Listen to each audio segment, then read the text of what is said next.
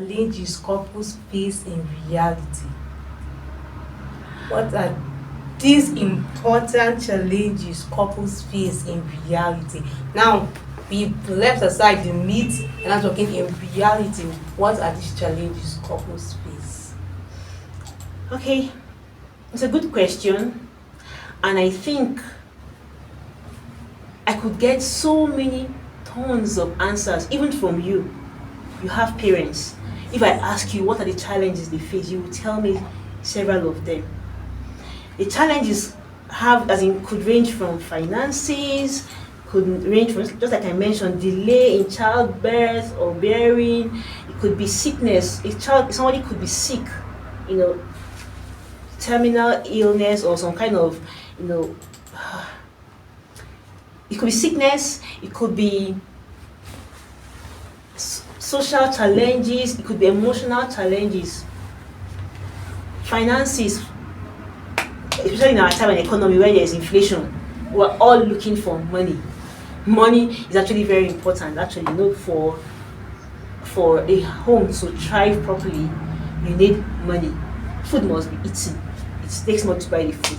Clothes must be worn. You need clothes, as in money to buy the clothes. So, money. When there's insufficient or inadequate supply of funds or cash flow in the house, it could actually constitute strain to marriage relationship. There's no two ways about that. You cannot play down on the importance of money. That's the truth. So people want to say money is not everything, but money is something. It's very important. I try to think about if I don't have money and your child is there crying, mommy or daddy, I want to eat, or how it you don't even think about it because it makes you feel less than a human if you can't take care of your children. Because there's this, you want this child to be happy, you want this child to appreciate the fact that he or she came to the world and came into your home. So you want to do everything to make sure that they are happy. And if you don't have money, finances, or you can't go to school, or they say, mommy or daddy, they drove me home for school fees. That's a problem. So financial constraints are one of the major challenges that marriages face today. I remember when we were before we got married, my husband and I, the state pastor of the church then called us. He had to ask us several questions around our finances. And we answered honestly, of course. And then at the end, he now said, okay, that you don't have a problem. No problem then. Because he said because finances are one of the financial challenges is one of the things that constitute the biggest or strongest strain to marriages. Once there's financial inadequacy, either the man is frustrated and he's taking it out on the wife, or the wife is dissatisfied and taking it out on the husband, and also possibly looking at someone that is out there saying, come, I can get this for you, and all those things. When there's no righteousness in the home, so there's financial challenges. I mentioned delaying childbirth is also a possible challenge that some families face. Yes, we all get married to say, and we receive the blessings of the Lord, and we say, Amen. We're going to be fruitful and multiply and replenish the earth, and we say Amen. But it doesn't change the fact that some people might encounter delay in childbirth. They might have delay in having children. It's a possibility, and really it's only someone that has gone through that can tell you or paint a picture to help you understand the kind of pressure they feel. It's actually not something you want to go through. But it happens. As much as we don't like it, we say God forbid to it, but it happens to some home. And when these things come,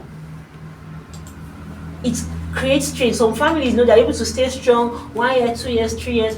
At the point, the short for strain or pressure from really external extended family members begin to set in. Some other people, friends, begin to tell you this.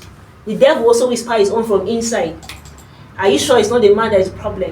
And it's bad. So these are also some other challenges that people face. It could be also as a result of stress. Stress actually could make you do a lot of things that you don't know you would do before. I remember one time I was stressed and I just told my husband something. Thank God he didn't react that day. Like, he didn't give it to me as I gave it to him. But I was really, really under so much pressure and stress. It was like maybe some weeks after he now came and told me that that day that we were so place, do you know, see what you said? So I'm just saying stress can bring out a part of you that you don't know existed. So when this stress comes, it actually, if you don't know how to manage it, and if your spouse is also not an understanding person, it could actually cause rift and division in the home. It could create challenges and misunderstanding. The ones in family, right? It's one issue that leads to another issue that leads to another issue. One is one misunderstanding that has not been well addressed. Before anything, you begin to look at every other thing that happens in the light of that misunderstanding. If the person does like this, the person insulted you, the person the person is laughing at you. You will not understand right now. It's only those that are married that will understand this. You will not understand. In short, I feel like telling you, hey, record this part of this conversation, and when you're married, 2 years into your marriage, come and listen to it. They not tell you, will laugh because it happens. It happens. You look at your spouse from the perspective of maybe because of this thing that happened in the morning, and we've not addressed it yet. For that reason, this attitude or this conversation actually is stemming from this other incident that happened in the morning. So these are one. Other things that could happen are other challenges that people face can be emotional challenges. For instance, you need your husband or your wife to be there for you at certain times, and he's not there. He's busy with work. He's busy with every other thing, and we need to understand that life gets busier as children come in. So if you now begin to feel like my husband is not there for me, it could actually create emotional stress, and this can also lead to another degenerate to something else, and then actually lead to a failed marriage if care is not taken. So I don't know. I believe I've addressed some of the questions. I know you have so many. I don't want to keep talking. I have some other things to say, but let me stop here. Okay, my next question now is coming from our previous question. Now, how do couples overcome the pressure to paint a perfect marriage? There's this pressure of wanting to, you see it on social media, everything. How do you overcome the pressure? Because everybody wants everybody to know that their marriage is perfect. So how do couples overcome this pressure to paint their marriage as perfect? One of the ways I would suggest that couples address this kind of pressure, right, would be firstly self-understanding. Understanding yourself. When you know yourself and you love yourself, let me put these 2 points: self-understanding and self-love. Yes, I love myself so much, and I love my family, that I'm willing to do everything for my family. And I know that, okay, wherever we are, there's another step, there's a better life just ahead of us as we keep working together. When I see someone paints a luxurious, beautiful, glamorous picture for me, I'm not really envious about it, because like I just know that I'm going to be much better than that. Just give me a matter of time. And then besides, I just feel this is not even my problem. So I would say the first step is to actually understand yourself, and that before even getting into marriage, it's necessary. I'm going to do a series on this for young people, single ladies preparing to get married. It's necessary to understand yourself, know yourself, and love yourself. Loving yourself is not about being selfish. It's about actually knowing who you are and appreciating and loving everything that God has put inside of you, and knowing how special it is and special you are.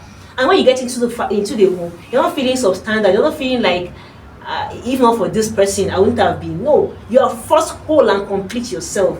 And when you get in there, it's not going to be because of one of my friend Esther. I don't know any Esther. I'm not sure I know any Esther right now.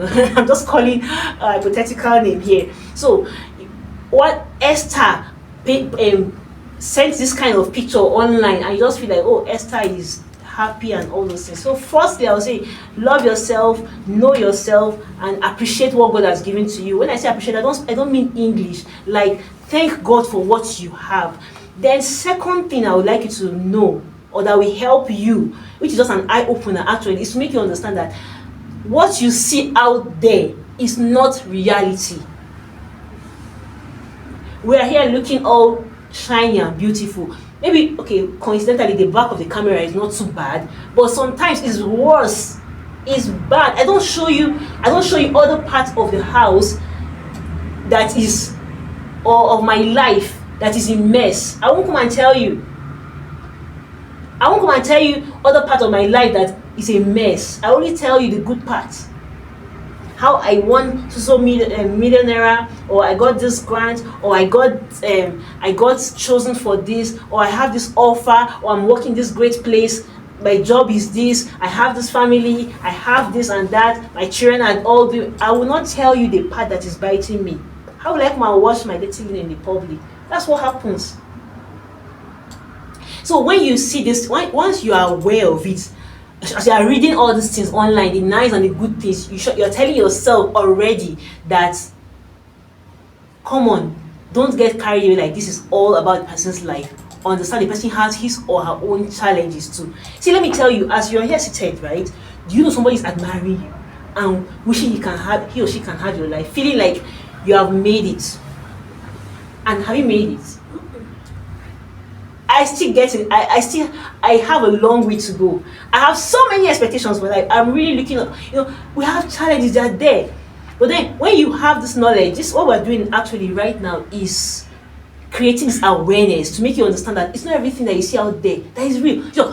99.9% of them are not real. They're not real. Sometimes you feel like when you have all the money, all the problems are sorted out. It's not true. It's not true. So I don't know if I've been able to answer that question. Yes, ma'am, you have. So, for recapping sake, love yourself and know that those things you see outside are not real. That way you can overcome the pressure of painting a perfect marriage.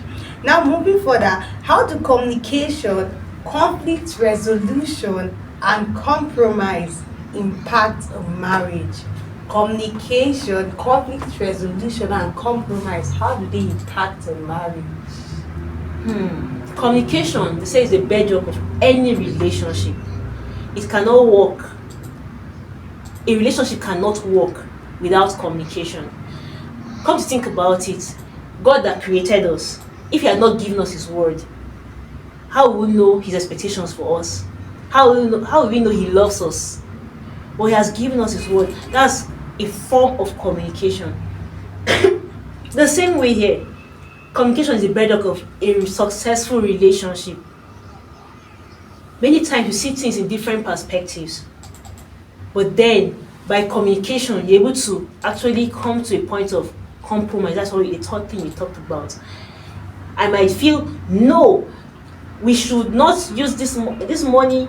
We need to use this money for this aspect of our life and that aspect of our life. And then your partner is saying, no, it should be used for this other thing. This is not too important. By communication, not by packing your face and going to say, he doesn't love me or she doesn't love me. By communication, you're able to come to a point of compromise.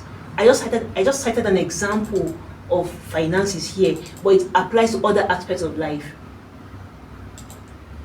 Maybe as a lady, you want to maybe further your education and your husband doesn't see a need for that. By communication, he brings his reason bare to the table and you also bring your reason. Able to talk together and then work out, come to a point of compromise and take action from there. So communication is really, really important. We also talk about conflict resolution. It's a continuous process in marriage. It's something that you keep doing because conflicts are a necessity in marriage. It's funny, right? But it's true. It's necessary to have conflicts. If you tell me you are married to your spouse and you tell me, I've never ever quarreled, wahala dey o. Let me tell you, if you tell me I've never ever had misunderstanding, or we've never had any reason to say thank you. We never had a reason or any form of misunderstanding. Everything is just going smooth. There's a problem. Either the man is enduring and not talking to the woman, or the woman is the one enduring everything. Because two different individuals that came from two different wombs or have different upbringing cannot think and work the same way. Yes, we definitely will have common ground, which is the reason for the marriage from beginning. You must actually have common goals and expectations for you to actually build a successful home. But then there are still going to be areas of differing opinions. So those things will definitely result in conflict, and it's necessary as a person who is already in marriage or preparing to get into marriage to look at ways of resolving conflicts. Conflicts will always come. How can you resolve it? Is it by you for no reason don't begin to raise your voice? See, no woman wants you to raise voice at her. The same thing, no man wants you to raise voice at them. That's the fact. So from beginning, you have to understand, how do we resolve conflict? What are the steps if these things happen during courtship? Many people will spend that time or waste that period doing things that don't matter. But these are the issues that ought to have been discussed, because conflicts will arise. What are the steps to resolving those conflicts? I remember when we were courting then. Some of the things, okay, there are some questionnaires that were given to us, okay, go through these things, go through these topics, talk about these topics. And then when we talked about when certain issues arise, how should we resolve them? Now, we may not be able to follow them 100% as we talked about it then, but because we discussed them, I always remember whenever these things happen. My husband said he doesn't like this one. If I tell him what's in my mind now, let me look for you of telling him. And then I see it works for me. I know that he also knows what I don't want. And then, when you discuss some of these things, it actually helps you. It gives you a step, it gives you a progress to resolving those conflicts. So it's necessary to actually have a device means of resolving conflicts that could arise in marriage, because see, they will definitely arise. Don't say God forbid, don't worry, don't bother, it's necessary. Conflicts actually have a way of building a relationship. It helps you understand yourselves better. If there's no conflict, you will not be a better person in marriage. Do you know that? Because those conflicts actually bring out the best in you. It makes you a better person. It shouldn't destroy you. If you are one that looks at marriage with optimism and through the right lens, it shouldn't destroy you. It may be annoying, you may get pissed, but then when you calm down, you sit down, you think about it, you allow the Spirit of God to minister to you, you see you become a better person. And then when you now resolve it builds your relationship, it builds your union, it makes you stronger, it makes you like, I understand you better now. See, you were just fighting for no reason, and then when those things repeat itself again, the next time you laugh over it because you have overcome that stage. And that's actually how homes are built. It's not by when there's a conflict you go apart. No, once it's resolved, it makes you stronger, and you laugh over some of those things.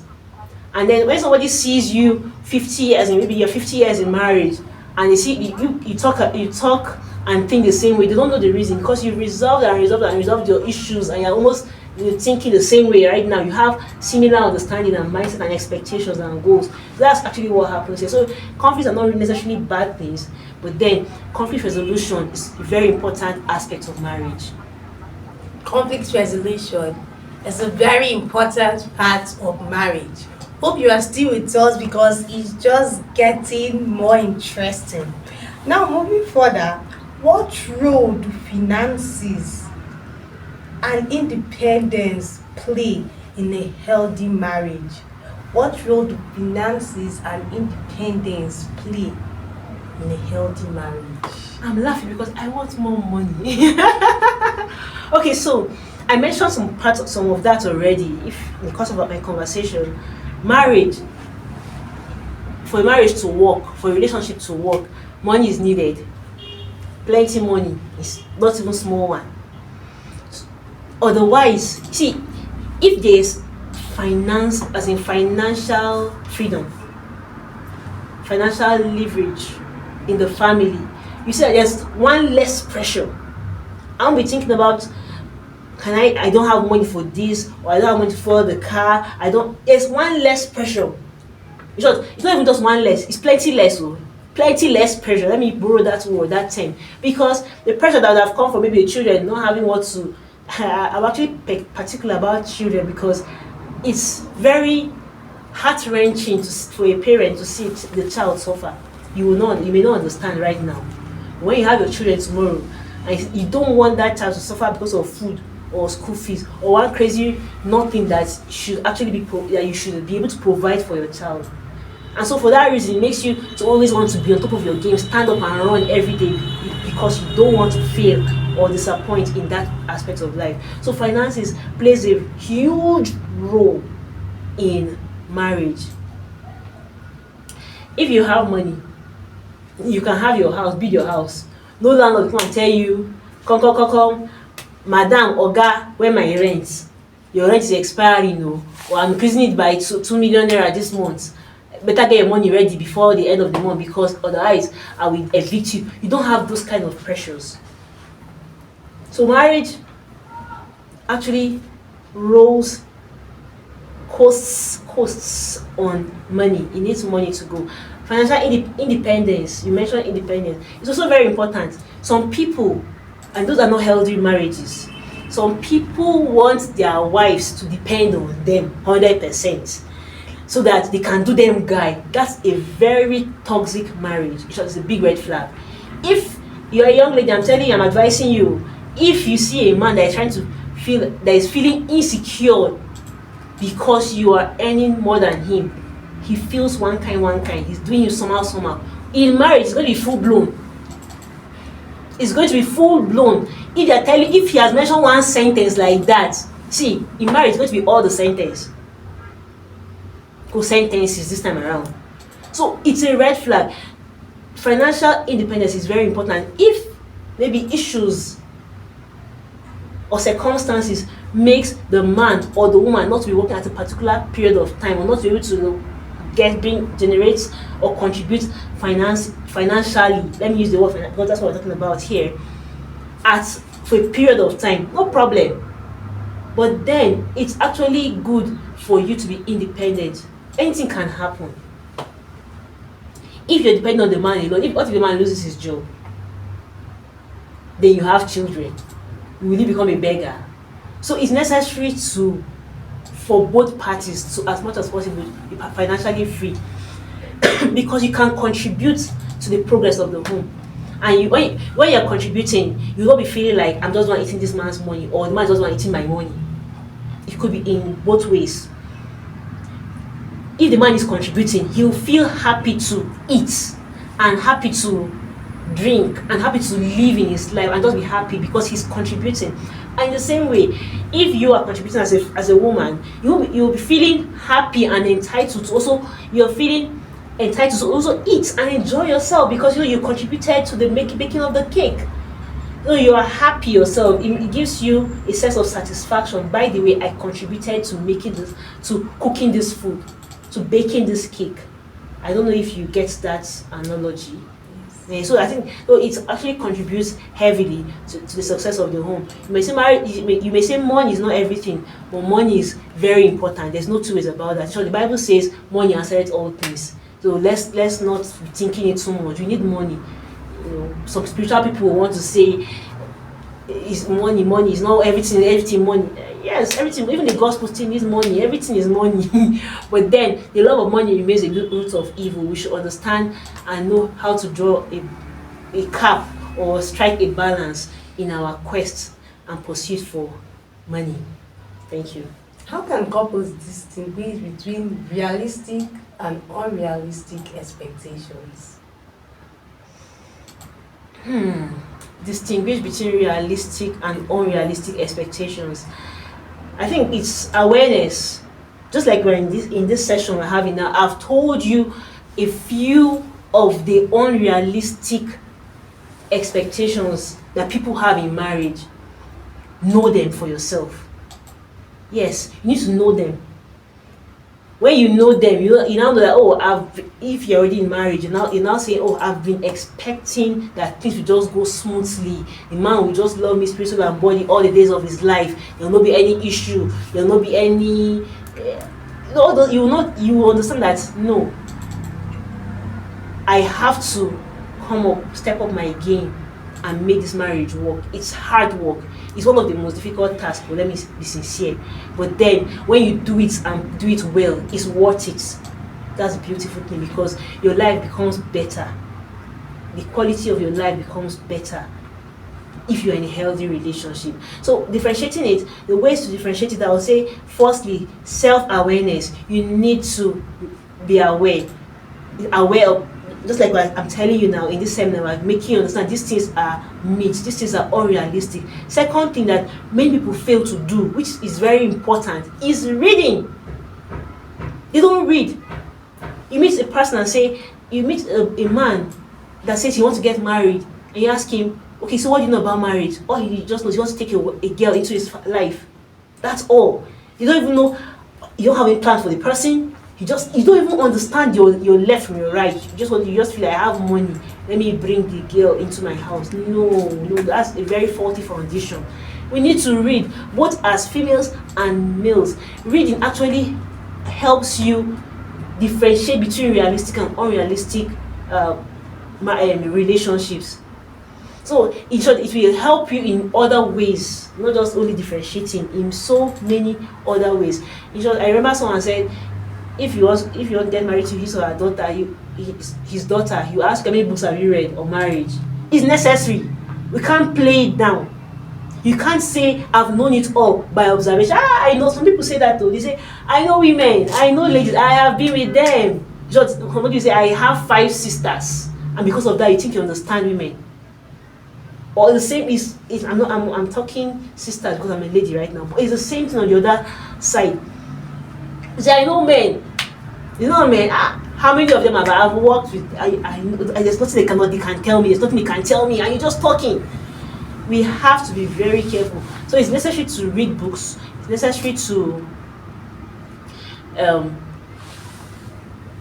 attend seminars that could help to open your eyes to what you're going into, so that you'll not just bump into reality unexpectedly or unprepared. Thank you.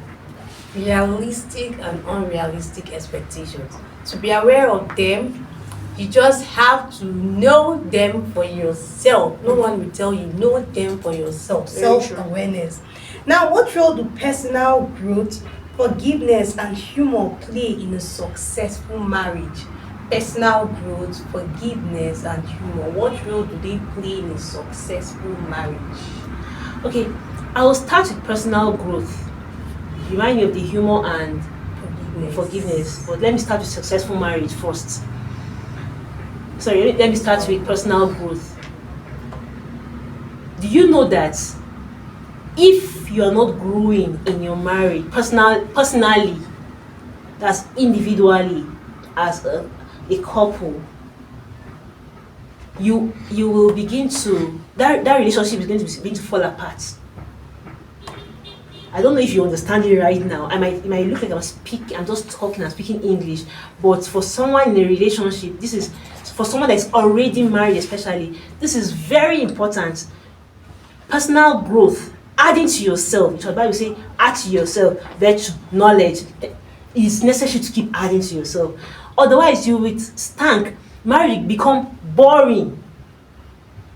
You're not picking up new challenges, you're not picking up new skills, you're not getting better in anything, you're just there as a man. Oh, I feel like saying Holy Ghost fire. I don't be in that kind of relationship. You're not getting better as a woman, the man will get tired of you. And when he sees someone that is out there, he wants to become friends with the person, not necessarily like he wants to cheat or something, but because he wants to, he wants to become better in life, he wants to thrive, he wants to make progress, he is looking for like minds. So it's necessary, like, I can't even overemphasize it, for you to have personal growth plan. And if you see some of my posts, like one of the posts I made, you see I made a statement like, my husband and I had a strategy session. The reason is because we must grow. And it's also foolishness if you are growing one-sidedly. As a man, for instance, you now say, I'm going to become everything," and you're leaving your wife behind. You're causing trouble. Like that family will most probably fall apart. You must carry your spouse along. And it's the same way too. The woman, you feel like maybe you're the one that wants to grow in any aspect of your life. To carry your husband along so that you can stand up when you get to the peak of your career or whatever you're trying to grow, the height you're aiming at. You can stand together tall, and you're not saying, you're not ashamed of him, or he's not ashamed of you as a woman, because you've both grown together and you can stand up anywhere and look at everyone and look at anybody in the face and know that you are an authority. You are excellent at something. You are not just, you are someone to be reckoned with. So it's necessary for you to grow. The second one is said forgiveness. You know, they say MTN is everywhere you go, right? Marriage, forgiveness as you go. As you're going to marriage, prepare that there's going to be so much forgiveness.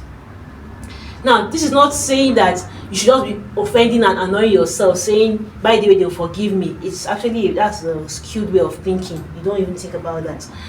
But somebody will march on your toes. Somebody will not do things the way you want it to be done. For instance, if you're a perfectionist, for crying out loud, and you want everything this way, and your partner wants it the other way or doesn't even care about the way he places it, you just have to, you don't take things that personal. There's need for you to differentiate between what matters in marriage and what doesn't really matter. I was talking to my daughter some days back, and she was dragging toys, her teddy, with her younger sister, my baby. And then I said, "Is this thing even changing your life?" It's very soon she'll play with it and throw it away. It doesn't, can you, because you have grown, I expect you to understand that these things are not things you eat. You can't help your life in any way. It's the same way in marriage. I mean, many of the things we fight over are actually unnecessary things.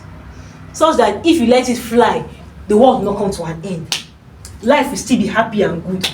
As soon as you forgive and move on, you just see that you're even happy and good and better than where you were. At some point, you even say, "Thank God I even forgave," or "I forgot about it." So in marriage, you need to actually put on the garment of forgiveness already before it even happens, because it's going to happen. Maybe I'm thinking about my husband right now, and I'm saying, "I hope when I come back home, he has warmed that soup." And we can come back and he has not warmed it. It's possible, but just go on. Or, "I hope he bought this or this." You know, in marriage, there's going to be need for forgiveness. Anything, offenses will come from the different ways as long as we are living together. Even when you were in your mother's house, or I don't know, you're still in your mother's house right now, your siblings offend you, don't they? It's by default.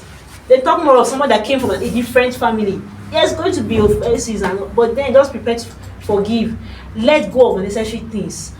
And the ones that need to be address them amicably and peacefully, so that you can grow together. See, that forgiveness actually helps you come closer together. So that conflict resolution and forgiveness binds and unites the marriage in a better way. So it's very important to forgive. Then the third one was humor.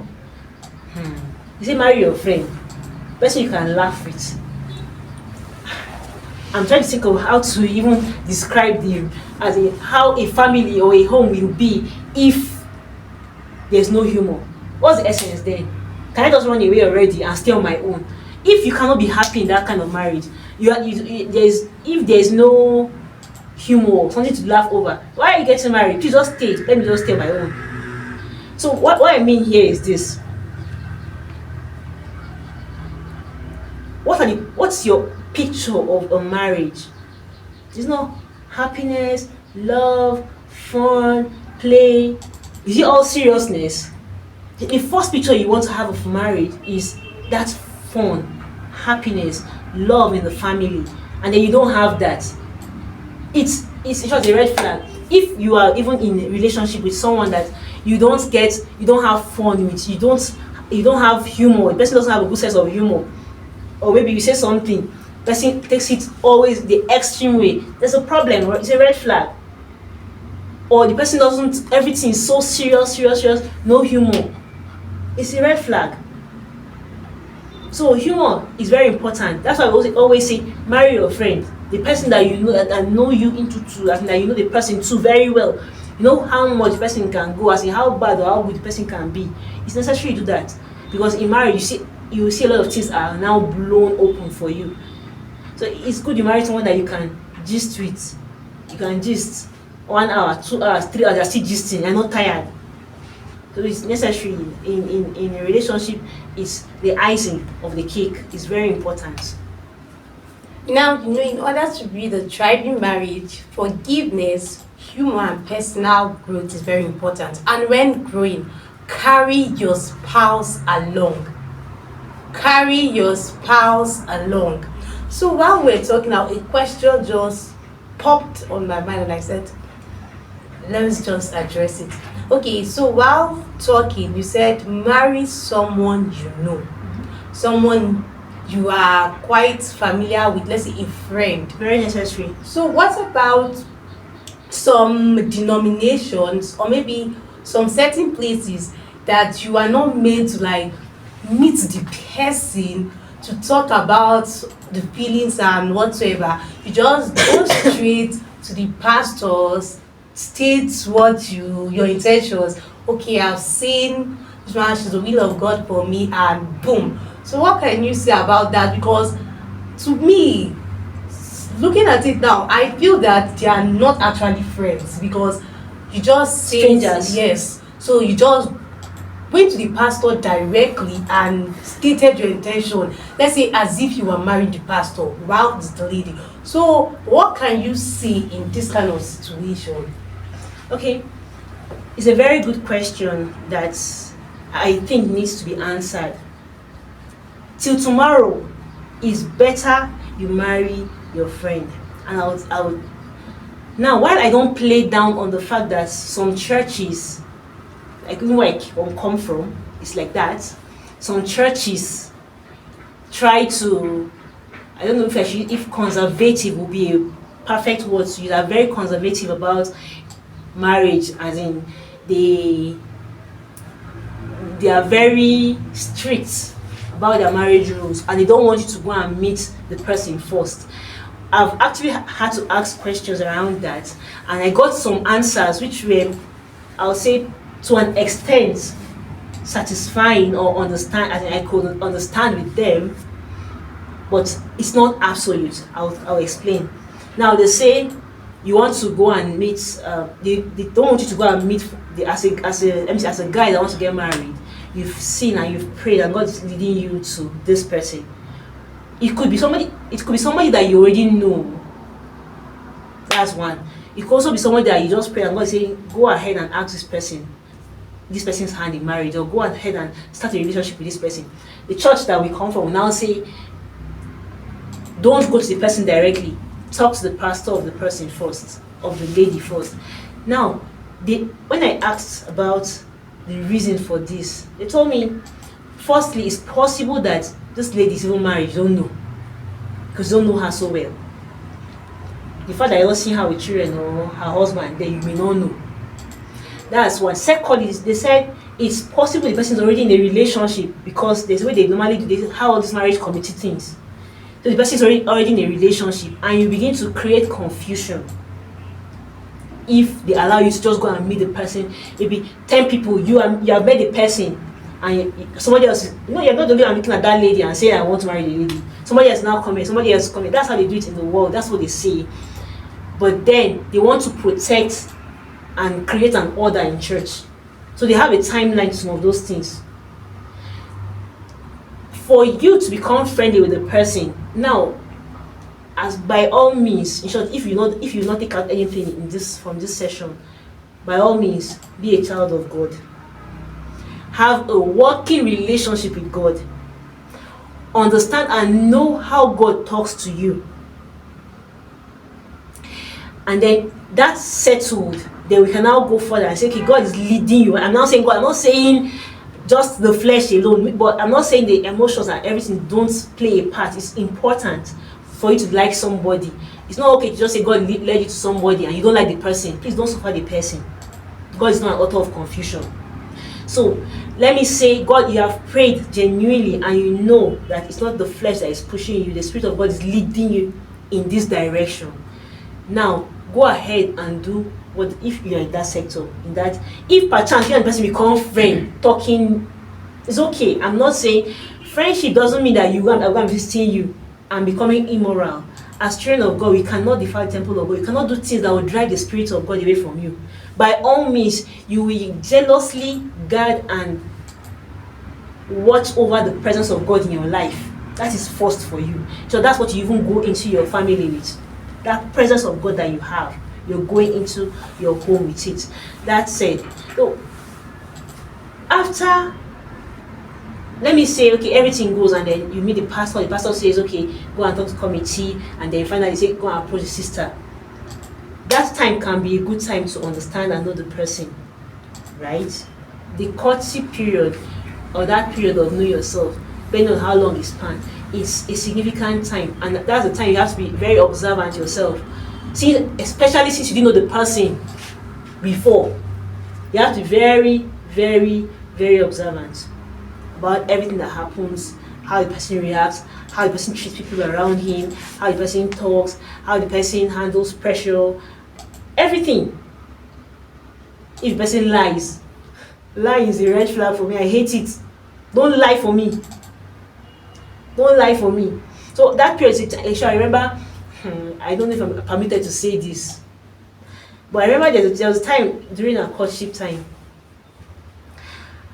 something happened that, okay, there was even a police, I don't know if I should say this, okay, since I'm on the live session, I'll say part of it, but there was a pressure that involved the police, my husband and I, and then the police, and then I look back to them and say, thank God my husband did not say, because I'm involved, let him just bring out money and sort out these policemen and then leave us and avoid the truth.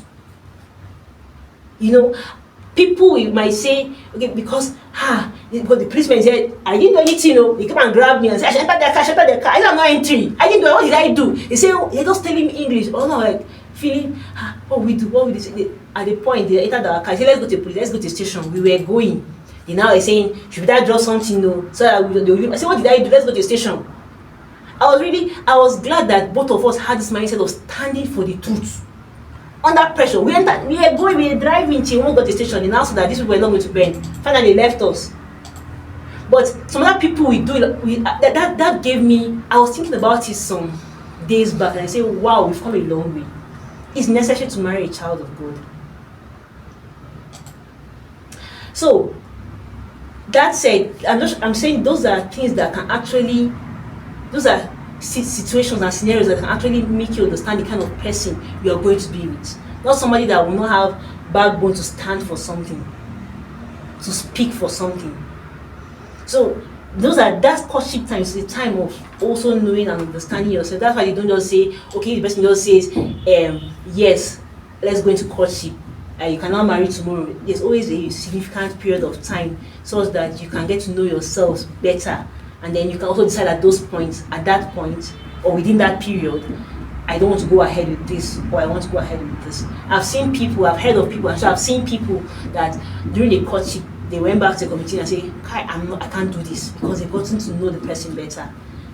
So, if before, without going to the committee, you and the person got to know yourselves, as in you just casual friend, I don't support being intimate with a person that you have not told the pastor or the church now aware and your parents are not aware of. I don't support being that intimate with the person, because that's the step to immorality. You're going that part already.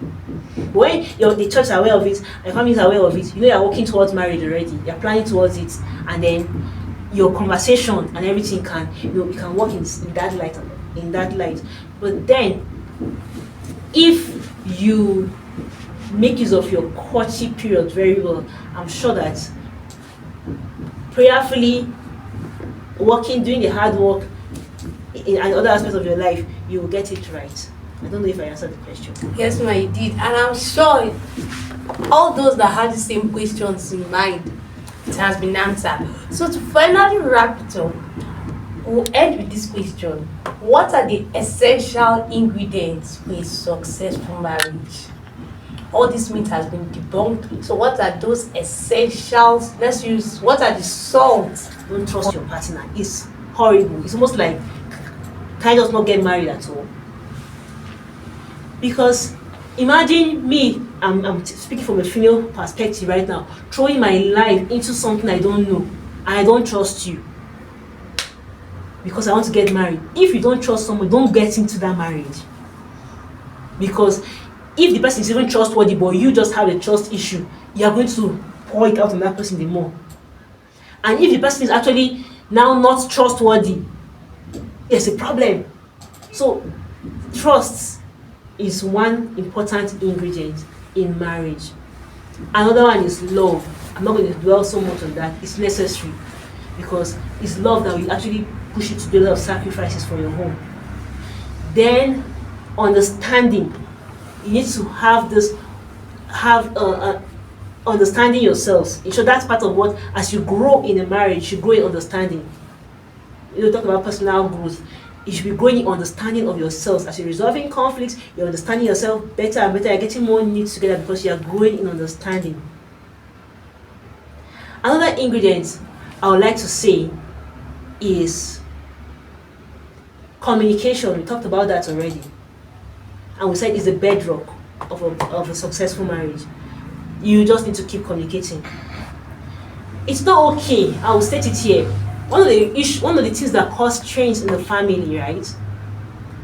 Before you got married, when you're in courtship, there was always, hey honey, hi this, have you eaten? You were always talking. You can do nice call, talk for 1 hour, 2 hours, 3 hours. Or in the office, you send messages. But then people get married and then life becomes challenging. I cannot take it away. It actually becomes challenging. The demands of life is dragging your attention from left, right, and center. And sometimes you're almost losing yourself because you're trying to rise up to the challenge. It happens. But then as much as possible, make sure you keep the communication line going. Always green. You may not be able to talk for 1 hour like before. It might be messages, there should just be this communication. And as much as possible, we should create an atmosphere that encourages that communication at home.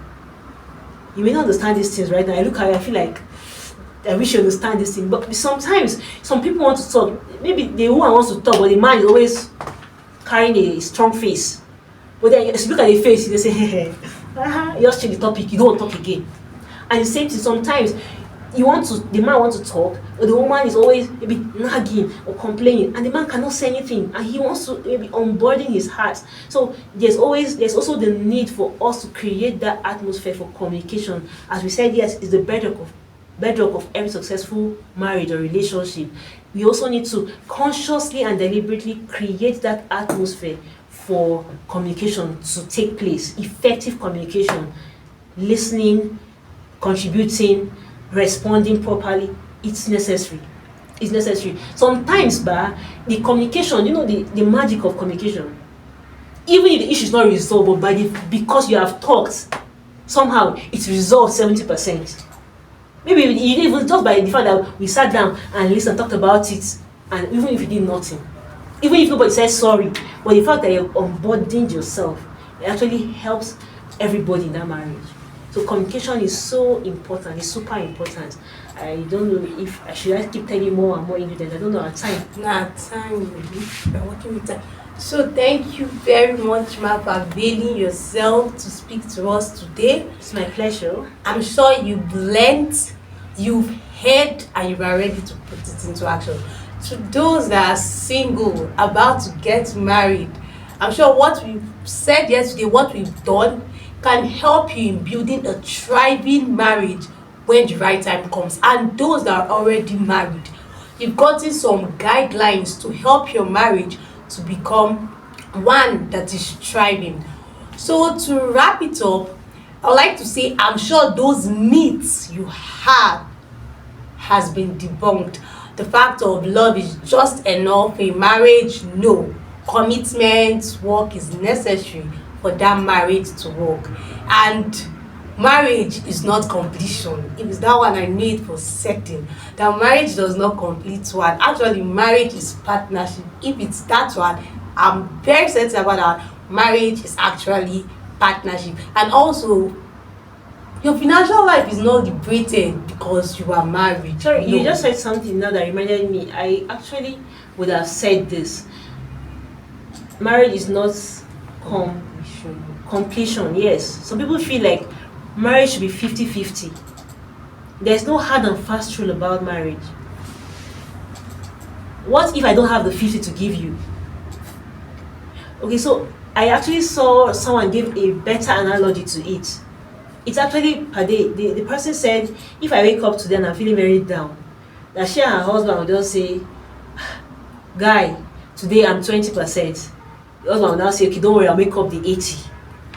It changes depending on the situation. So it's actually necessary to know that both of you are a team working for a common good. That's so marriage is not doesn't just complete you and make everything you don't have. Makes no. It's actually necessary you understand that it's not a 50-50 thing. That as in no, calm down, take your marriage one day at a time and build it. So today you might be sacrificing your 90%. Tomorrow you might not even have up to 5%. Somebody else have to sacrifice 95% for you to go through. And if next tomorrow you have only 30 and have only 30, we say, oh, now we know that there's going to be pressure, but we'll manage the 30 and pass through this period. It's actually in phases. So marriage, just like you said, you made mention of this. I said I should have mentioned it myself.